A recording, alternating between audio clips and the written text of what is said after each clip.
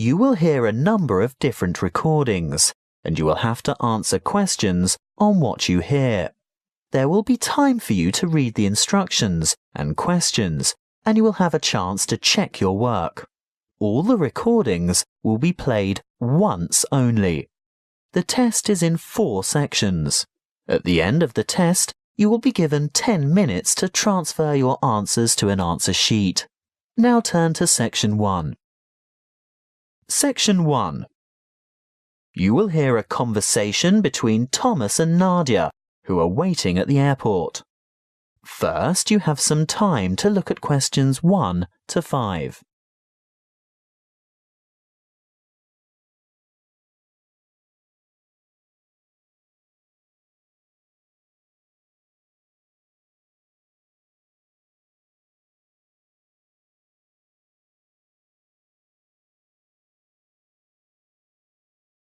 You will see that there is an example that has been done for you. On this occasion only, the conversation relating to this will be played first. Where have you been, Nadia? Browsing in the bookshop. What took you so long? You said you were only going to be away 5 minutes. I was only gone for a quarter of an hour. Nadia said she was away for a quarter of an hour. So the correct answer is B, 15 minutes. Now we shall begin. You should answer the questions as you listen, because you will not hear the recording a second time. Listen carefully and answer questions 1 to 5. Where have you been, Nadia? Browsing in the bookshop. What took you so long? You said you were only going to be away 5 minutes. I was only gone for a quarter of an hour. Well, it seemed much longer than that. Did you buy anything? I was tempted to get the latest novel by Dan Brown, but it's quite heavy and I'd have to carry it around with me. If I could have found a crossword puzzle book, I'd have bought it. But in the end, I was attracted to a front-page article in today's issue of the New York Times. Is that all you bought then? Yes. Look. Why don't you read the business section while I catch up on the news, and then we can swap? I'd rather have the entertainment section. Are you looking for anything in particular? I just thought they might have a review in there of that new play that opened on Broadway yesterday. The drama about the awfully cruel pirate? Oh, I'd forgotten about that. I wonder how good it is. Actually, I was thinking of the new comedy. The one about the physician. Dr. Hunter. That's the one. Well, when I was in the bookshop, I overheard a couple talking about it, and they said it was fantastic. Not in the least bit boring. They especially liked the actor who played the main part. Very smooth, apparently. Lots of fun, then. Well, according to those two, they thought it was hilarious. Ooh, we'll have to make a point of seeing it when we get back. Definitely. We didn't have time for breakfast and I'm hungry. Do you fancy a coffee and a muffin? Sounds like a good idea. And how will you have your coffee today? Long and black as usual? I think I might have something different this morning. What? You don't mean a flat white or some other milky one? Oh, I don't know. I want something to perk me up. An espresso, short and black with sugar? Perfect. Will that be with a chocolate muffin or a berry muffin? I'll try to stay off chocolate. The berry sounds healthier. And I'll have a plain one with butter. Won't be long. Before you hear the rest of the conversation, you have some time to look at questions 6 to 10.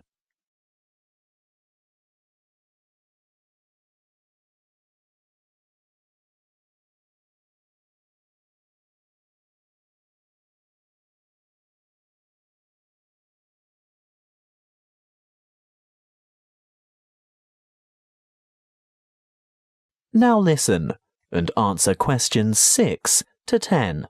Here you are. Mind the coffee. It's really hot. Thank you. I'm really ready for this. Have you thought about what we should see when we get to London? The Tower, of course. I've always wanted to get a look at the crown jewels. That is where they keep the jewels, isn't it? I think so. And what about the wheel? I hear it's quite extraordinary. I'm not that keen on the wheel. Do you want to ride on it? No way. Well, let's leave it out of the itinerary then. OK, so do we do the tower first? Yes, that's the idea. And then we absolutely have to go to Westminster. Really? Yes. Look, it's not going to cost us anything. And I promised my sister I'd take photos there. Well, if you insist. I do. Oh, did you know the British Museum is free to the public? Not just residents, but tourists as well. Well, I did know that, but I was hoping we wouldn't have to spend time in any museums. We've only got 3 days in all, and it'll take at least 1 whole day to go through the museum. Well, let's say we leave it till day 3 and see how you feel then. OK, I can't argue with that. And Buckingham Palace? I suppose you've promised lots of photos of that as well, have you? Well, no, not really. But we can't say we've been to London and haven't seen the Queen's Palace. I guess not.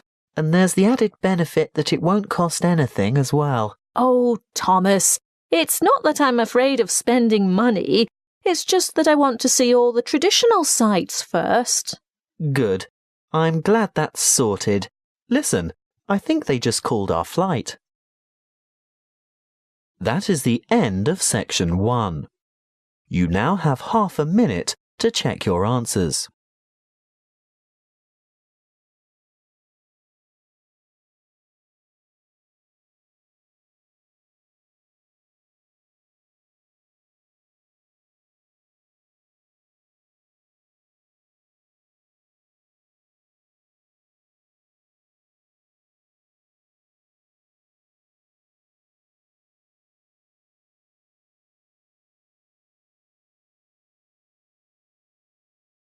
Now turn to section 2.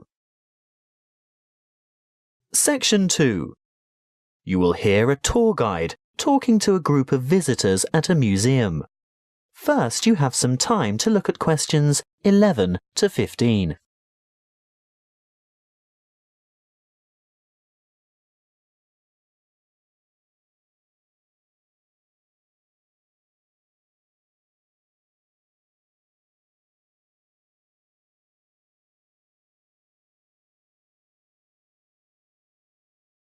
Listen carefully and answer questions 11 to 15. Welcome to the museum.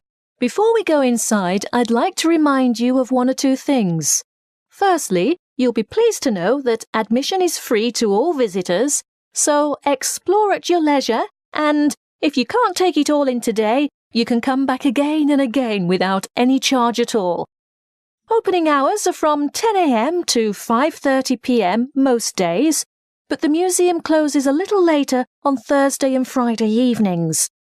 There are new multimedia guides available in 10 languages. They can be picked up from the desk in the covered courtyard for £4.50, and you can have it with you all day, from opening time in the morning until half an hour before closing. But you will need to produce ID. A passport, driver's licence or national identity card are all acceptable. These multimedia guides have audio commentary as well as images and an interactive map for easy navigation. They're simple to operate, and you will get a more detailed insight into many of the objects in the various galleries.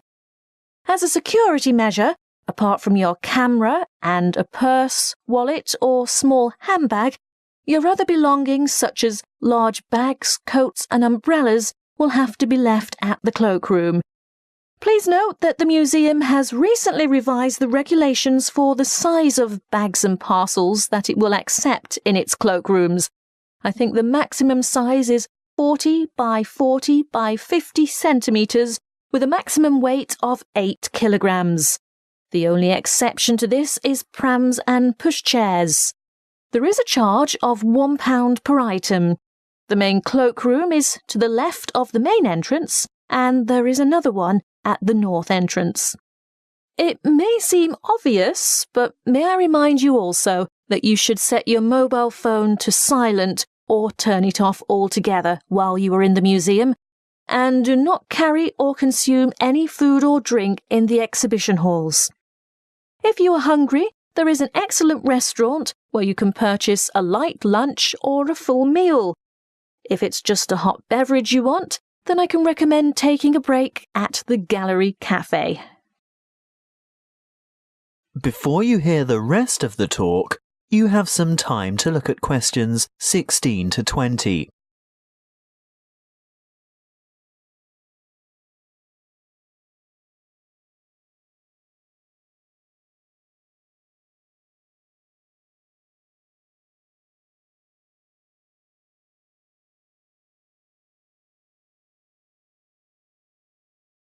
Now listen and answer questions 16 to 20. As we enter the museum from the south by going through the main entrance, as I said before, you'll find the cloakroom immediately on your left, and on your right is the museum shop. They have an outstanding range of postcards and souvenirs in there, and it's well worth a visit, but perhaps best left till you're on your way out. Then you'll know exactly what you want.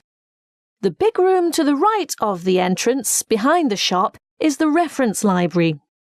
Straight ahead of you, yes, the huge circular room is the main reading room. If you decide to go in there, please keep noise to a minimum out of respect for the writers and scholars who use it for their research. The reading room is surrounded by what is known as the Great Court. Indeed, it used to be an open courtyard, but you will see that it is now completely covered by a magnificent glass and steel structure. If you walk around the Great Court in a clockwise direction, on the west side you'll see the entrance to the Long Hall of Ancient Egypt, which has an amazing collection of Egyptian antiquities. The gallery behind the reading room, directly opposite the entrance, is devoted to China and Southeast Asia. Here you'll see Chinese civilization explored chronologically from the Neolithic period through to the 21st century.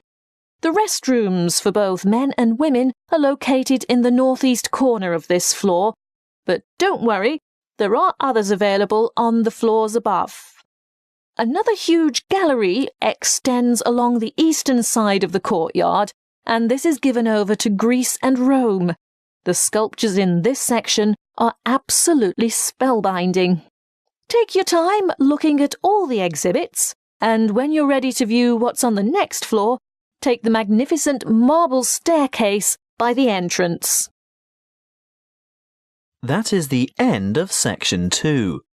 You now have half a minute to check your answers.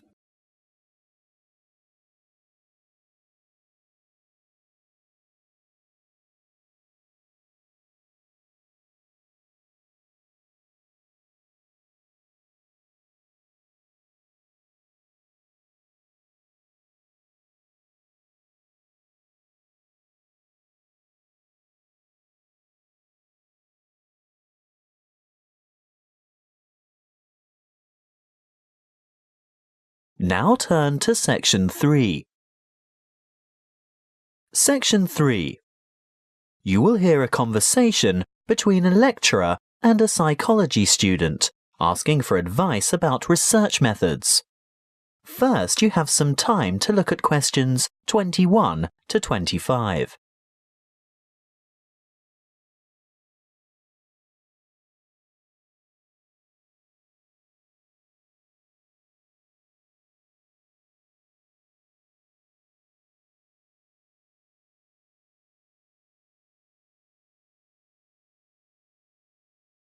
Listen carefully and answer questions 21 to 25. Good morning. Now, what is it you want to discuss today? Good morning, Dr. Reed. This assignment you've given us is the first psychology experiment I've had to do, and I'm not sure where to begin or which steps to take. Well, conducting your first psychology experiment can be quite a complicated and confusing process, but just remember that, like other sciences, psychology uses the scientific method and bases its conclusions upon empirical evidence. What do you mean by empirical evidence? Well, empirical evidence is established by observation rather than theory. And the scientific method? Oh, yes. When conducting an experiment, you need to follow a few basic steps. I know the first step is to come up with a research question or problem. Yes, a question that can be tested. How do I find an appropriate question? I would suggest one of 3 methods. Firstly, you can investigate a commonly held belief, or what we call folk psychology.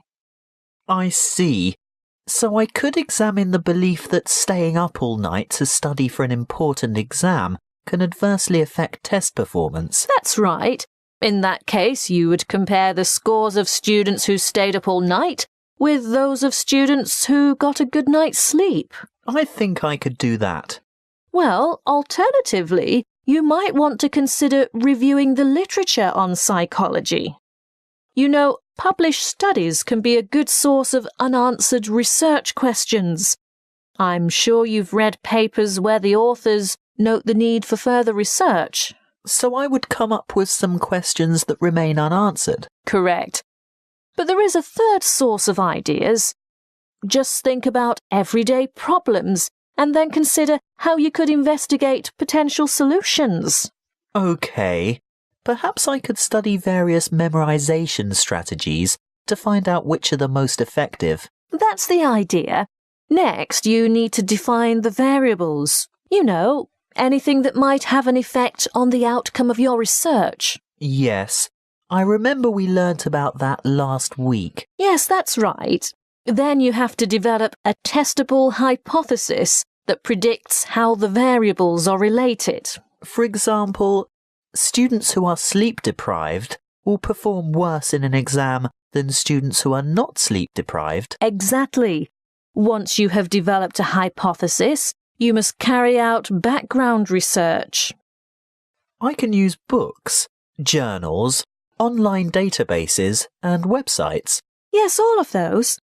I covered the reasons for background research in last Friday's lecture, didn't I?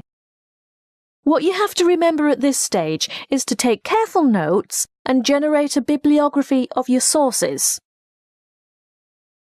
Before you hear the rest of the conversation, you have some time to look at questions 26 to 30.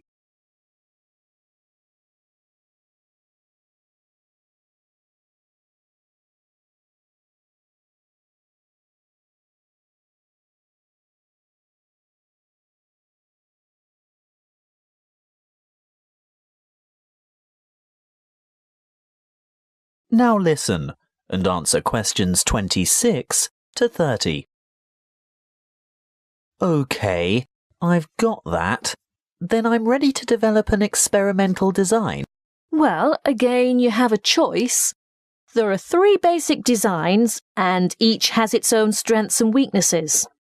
The pre-experimental design does not include a control group, so there is no comparison. What we call a quasi-experimental design does incorporate a control group, but there is no randomization, whereas a true experimental design has both control groups and random assignment to groups. You've also told us about standardization of procedures. Is this where that comes in? Being sure to compare apples to apples? Absolutely. Going back to your sleep deprivation example, the same exam would have to be given to each participant in the same way at the same time, etc. Got it. When selecting subjects, you need to consider different techniques. If you were to go through with your sleep deprivation experiment, you would need to ensure that your experimental and control groups were standardized. That is, all third-year accounting students, for instance. A simple random sample involves choosing a number of participants from a group of similar people. On the other hand, a different kind of study might involve a stratified random sample, where participants are randomly chosen from different subsets of the population. You mean subsets with distinctive characteristics, like age, gender, race, socioeconomic status, and so on? Precisely. Then the next step is to actually conduct the experiment and collect the data. Then I have to analyse the data.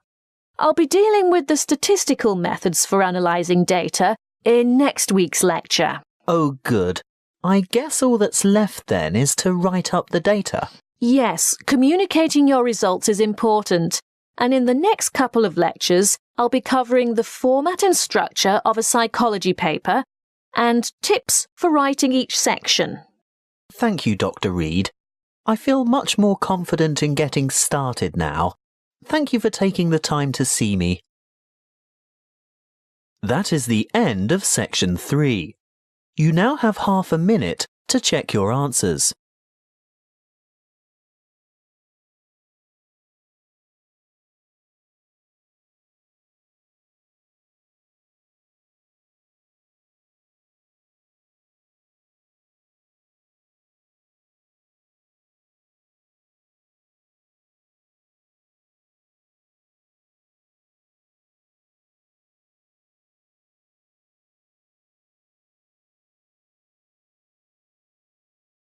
Now turn to section 4.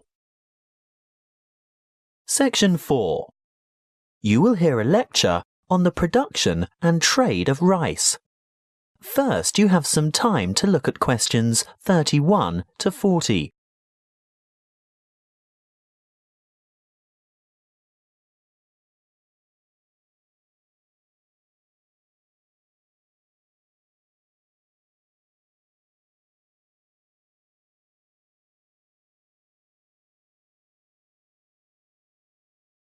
Listen carefully and answer questions 31 to 40. Good morning and welcome to our inaugural lecture on agricultural economics. Today's topic is the world's production and trade of rice. As you are all well aware, rice is the staple ingredient in the diet of much of the world's population. Its importance as a food cereal in the human diet cannot be underestimated. In fact, it's a close second to wheat. About 560 million metric tons of rice is grown each year, compared with about 600 million metric tons of wheat. Coarse grains, such as corn, sorghum, barley, oats, rye, and millet, mostly go into animal feed, which, by the way, is seen by many as a wasteful and inefficient use of fertile land, because around 4 kilos of grain is needed to produce about half a kilo of beef. Some 900 million metric tons of coarse grains are grown annually worldwide, and a further 300 million metric tons of grain is produced for the oil in its seeds. Now, I'll return to the subject of rice production. What do we know about rice production? Well, firstly, rice produces more food energy per hectare than any other cereal grain, and almost as much protein per hectare as wheat. Secondly, the production of rice has more than doubled in the last 40 years. How has this increase in production come about? Mainly as a result of improved field yields. The actual land area planted in rice has only risen by about 30%. As you know, rice is primarily grown in flooded fields, and therefore cultivation area is restricted by the sort of soil and the availability of water. Although rice can be grown on dry land, it is essentially after all a type of grass. The yields and quality in this case are much lower, and other grasses and weeds can easily overtake the rice. As yet, there are no herbicides that can selectively kill other grass types without killing the rice. Much of the world's rice is still grown and cultivated by hand, because for mechanized farming, the land must be able to be drained and hold heavy equipment. Of the total rice production, It's no surprise to learn that the greatest proportion by far is grown and consumed in Asia. You will see from the chart that the leading producers of rice are China at around 39%, followed by India with a quarter of the total. Indonesia produces almost 1/10, and other countries like Bangladesh, Vietnam, Thailand, Japan and Brazil grow another 25, almost 26% of the total. As I said before, most rice is consumed in the countries where it is grown. That means that very little rice is actually traded, and for this reason, the market price is very volatile. That is the end of section 4. You now have half a minute to check your answers.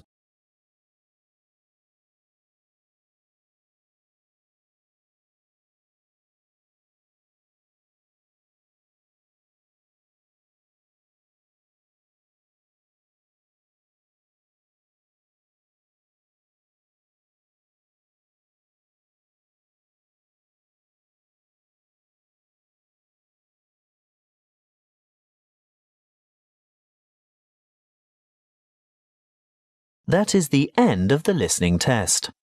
You now have 10 minutes to transfer your answers to the listening answer sheet.